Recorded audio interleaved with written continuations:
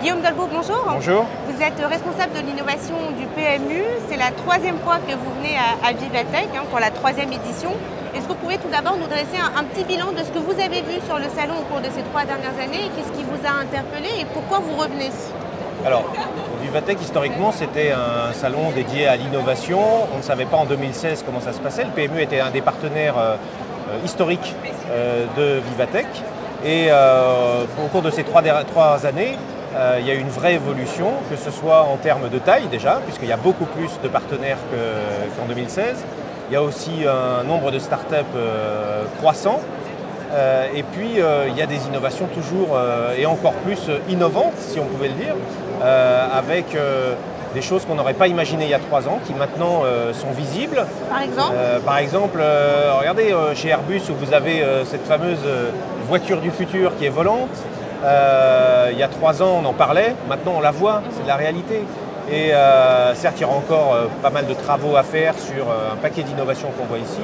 Mais en tout cas, je suis convaincu que Vivatech a une longue vie parce que c'est le salon, c'est l'événement qui est différent des autres événements qu'il peut y avoir dans le monde entier et qui a la particularité de pouvoir mettre en relation des grands groupes et des startups et ainsi pouvoir imaginer des besoins et des solutions du futur. Qu'est-ce que vous présentez, vous, par exemple, sur votre stand? Alors nous, cette année, on a travaillé beaucoup sur la thématique du retail et du retail du futur et des modes de distribution du futur.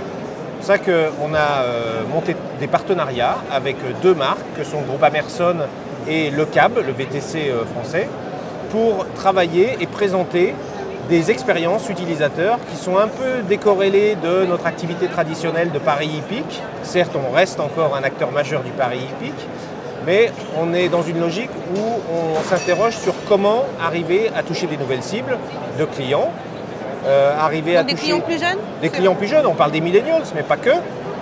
Comment est-ce que ces gens-là, qui ne sont pas sensibles à l'activité du PMU, qui voient peut-être le PMU comme une activité un peu vieillotte ou ringarde, eh bien comment est-ce qu'on peut, avec la force de frappe qu'on a, avec la capacité à innover qu'on a dans toute l'entreprise, de pouvoir imaginer des nouveaux parcours clients, des nouvelles expériences qui vont être liées plus largement que le monde hippique autour du gaming et de l'entertainment, et ainsi arriver à fidéliser ces nouvelles cibles pour demain, petit à petit, les faire rentrer dans notre population de joueurs.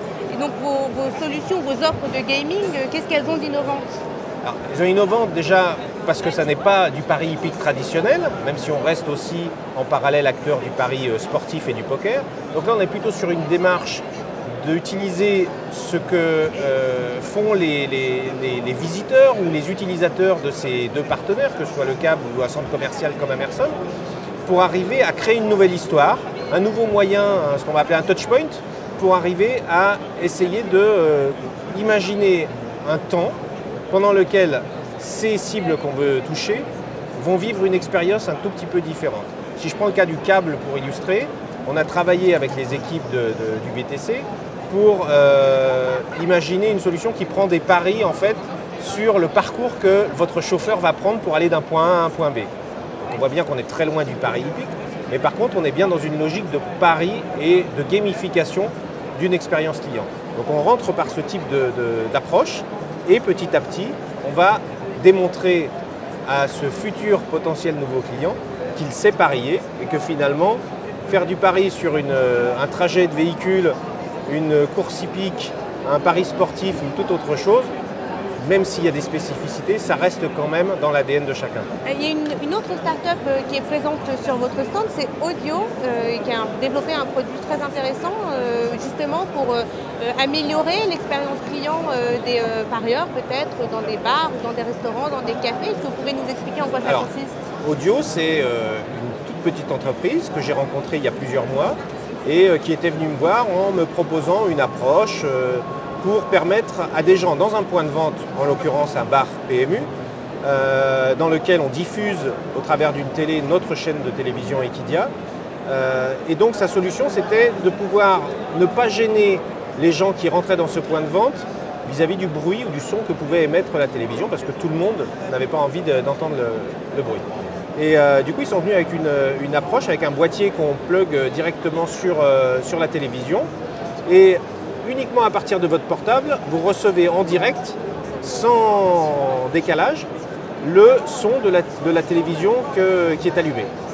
Ce qui crée un peu un nouveau service en fait pour nos utilisateurs. Comme ça, on répond à une problématique qui était souvent soulevée dans nos points de vente, à dire mais il y a des clients dans les points de vente qui ne veulent pas rester dans ce bar pour consommer parce qu'il y a du bruit avec la chaîne de télévision. C'est une solution de son à la carte. Et donc du coup, c'est une solution de son à la carte, exactement. Donc n'importe qui peut entendre, peut se brancher en fait sur le canal de la télévision et l'entendre directement sur son portable ou avec ses écouteurs, sans gêner les autres personnes qui sont à l'intérieur du point de vente. Encore une dernière question sur le pari du futur. Dans 5 ou 10 ans, vous l'imaginez comment?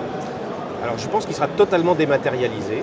C'est-à-dire qu'aujourd'hui, nous, on a encore la capacité à prendre évidemment des paris dans un réseau de distribution avec 13 500 points de vente en France. Donc cette dématérialisation complète, vous l'imaginez à quel horizon? Je pense qu'on a déjà des services digitaux, on peut déjà prendre du pari dématérialisé, mais dans des lieux physiques, l'idée de pouvoir demain digitaliser le ticket de jeu et le récépissé, ce qu'on appelle le récépissé de jeu, pour moi c'est à échéance assez courte, donc dans moins de 5 ans, je pense qu'on permettra à nos parieurs de pouvoir vivre une expérience totalement dématérialisée, de la prise de pari jusqu'au paiement et enfin jusqu'à l'émission de son ticket de jeu qui sera directement sur son mobile avec des technologies type NFC ou bien d'autres choses qui peuvent exister.